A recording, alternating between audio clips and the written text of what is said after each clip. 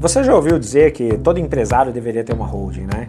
Pois é, a cada 10 empresários que conversam comigo, ou 10 pessoas bem-sucedidas, 8 perguntam: Franco, você acha que eu tenho que montar uma holding? Eu quero montar. Aliás, muitos chegam falando: eu quero montar uma holding. E minha resposta é: depende. E em muitos casos, a melhor decisão é não fazer. E hoje eu vou te mostrar 5 situações práticas em que você não deveria constituir uma holding. E como evitar cair em uma armadilha que pode custar muito caro para o seu patrimônio. Então fica até o final comigo para você entender isso tudo. E lá no final eu vou te revelar um erro muito comum que faz muitas empresas gastarem tempo e dinheiro montando uma holding que nunca deveria ter sido montada. E claro, se você quer aprender como proteger e organizar o seu patrimônio com inteligência jurídica, se inscreva agora mesmo no canal e ative o sininho. Este é o programa Riqueza Protegida. Aqui eu te ensino estratégias jurídicas essenciais para você proteger o patrimônio que você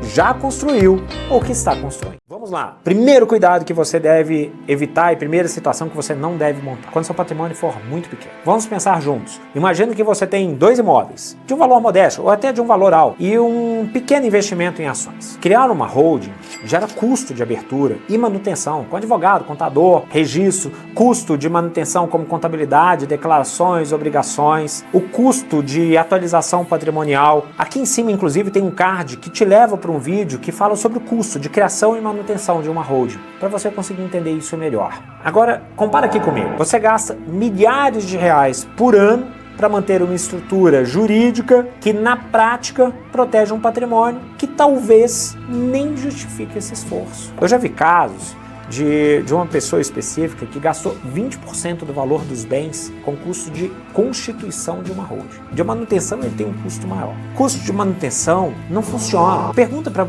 refletir aqui, levando em consideração esse exemplo. Você investiria 20% do seu patrimônio para proteger o que tem? Você pagaria um seguro de carro 20% do valor dele para poder manter? Não faz sentido. Então, se o seu patrimônio é muito pequeno ou muito pulverizado, talvez ainda não seja a hora, talvez não seja o momento, talvez seja melhor acumular mais, estruturar mais, para depois sim investir em uma holding. O segundo ponto que não vale a pena é quando o foco está apenas na tributação, sem estratégia patrimonial ou sucessória. Sendo muito franco, abrir uma holding ou constituir uma holding só para pagar menos tributo, você já fez errado. A holding bem feita, ela não é sobre carga tributária. Aliás, ela não é só sobre carga tributária. É sobre planejamento sucessório, sobre organização patrimonial, sobre organização societária, sobre gestão, sobre proteção de ativos, sobre continuidade patrimonial, sobre legado e também sobre tributos. Eu conheço vários casos em que as pessoas criaram holdings só para reduzir tributos, mas que não pensaram em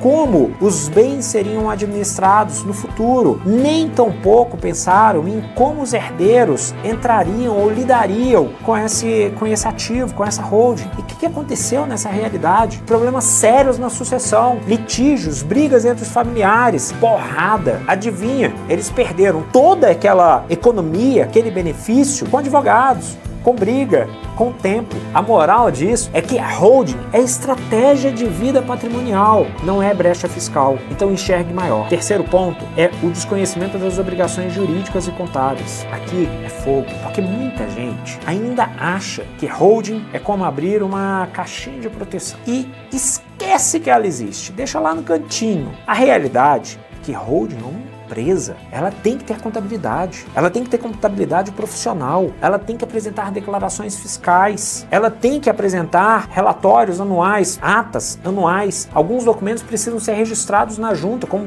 dependendo se você tiver uma sociedade anônima, por exemplo, anualmente você tem a obrigação de ter uma AGO, uma Assembleia Geral Ordinária, que vai aprovar o seu balanço, que vai reeleger os administradores. Isso tem que ser publicado em muitos momentos e tem que ser registrado. Isso pode gerar muitas obrigações. Então, nem sempre a abertura de uma holding se justifica. Um quarto ponto que você não deve constituir holding é se você tiver imóveis financiados e quiser trazer esses imóveis para dentro da holding. Aqui tem um problema, uma discussão quanto à necessidade ou não, tanto do pagamento de tributos quanto da antecipação do financiamento. Se um imóvel é financiado, o banco não vai, pode transferir para a holding. Não, de jeito nenhum. Muitas vezes você vai precisar pagar, liquidar. E nisso, quando você tem que fazer essa antecipação, o seu custo de oportunidade, vai embora. Então, não constitua uma holding se você tiver imóveis que você pretende transferir, que estejam financiados e que você não quer desinvestir neste momento. O benefício que você esperava fazer isso, ele vai por água abaixo. Então, lembre-se, se você tiver alguma coisa que já é financiado, tome cuidado. Mas existe uma exceção importante aqui nessa ideia. Se você tiver um imóvel que ele já tiver sido adquirido pela própria holding, aí o financiamento faz sentido, mas não um financiamento em nome seu e que você queira transferir para a holding. Isso vai te dar dor de cabeça. Franco, é possível? É, mas vai dar dor de cabeça. Então, não se iluda pensando que holding vai resolver todos os seus problemas, que vai trazer, que você vai conseguir tudo que você precisa. E tem mais um detalhe, tá? Financiamento imobiliário em PJ não é tão simples quanto o financiamento imobiliário em pessoa física, em CPF. É muito mais difícil. Então, se você estiver pensando em adquirir um imóvel financiado, antes de constituir uma holding, investigue se você vai conseguir esse financiamento pelo CNPJ. Beleza? Tome cuidado com isso. E quem ter apenas um imóvel ou apenas uma empresa. Holding é feita para organizar vários ativos ou pelo menos um volume financeiro significativo. Franco, eu tenho só imóvel. Tá bom, você tem um galpão que você aluga por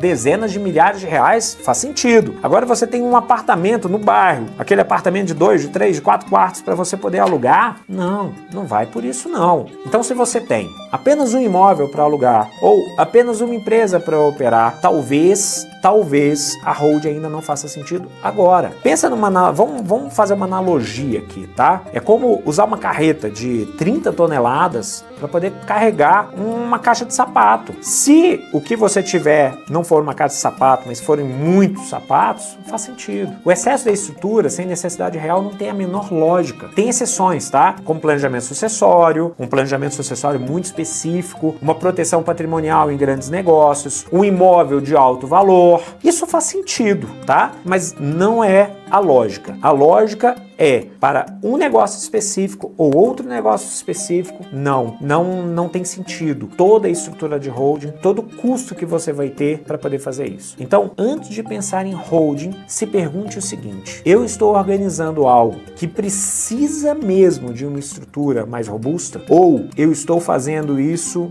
porque me disseram que é o melhor caminho? Porque alguém me disse ou alguém já fez? Se grupos empresariais param para analisar antes de constituir uma holding, por que você não vai fazer isso? Porque você faria sem planejar. Abrir uma holding no impulso é como construir uma casa sem olhar o terreno. Isso é loucura. Pode até ficar bonito no começo, mas primeira chuva vai afundar. Ou primeiro problema vai dar, sabe? Antes de montar uma holding, pergunte: eu tenho patrimônio que justifique? Eu tenho um objetivo claro de proteção ou de sucessão? Eu estou preparado para isso? Eu estou preparado para acompanhar as obrigações jurídicas e contábeis que virão?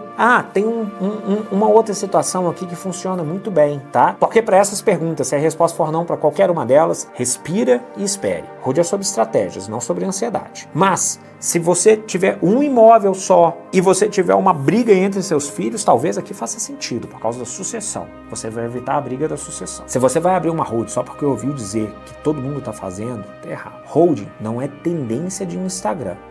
Holding não é modinha de escritório chique. Holding é ferramenta de proteção patrimonial poderosa, mas que precisa fazer sentido para a sua situação, para o seu momento e para o seu patrimônio. Se não, sabe o que vai acontecer? Você vai gastar dinheiro, vai pagar advogado desnecessariamente, vai contratar contador desnecessariamente, vai complicar sua vida fiscal e na hora que você mais precisar de proteção, descobre que não vai funcionar para nada, você só tem um problema. Então, você muitas vezes acaba não criando a solução. Agora me conta aqui nos seus comentários. Você está no momento de constituição de uma holding? Você acha que funciona? E olha, se você está numa fase de vida, se você identificou que aqui não é o seu momento, ou se você identificou que é o seu momento, acompanhe essa playlist. Porque aqui eu organizei tudo que você precisa saber para entender sobre proteção e crescimento patrimonial de forma jurídica lícita e segura. E isso vai te poupar um tempo enorme.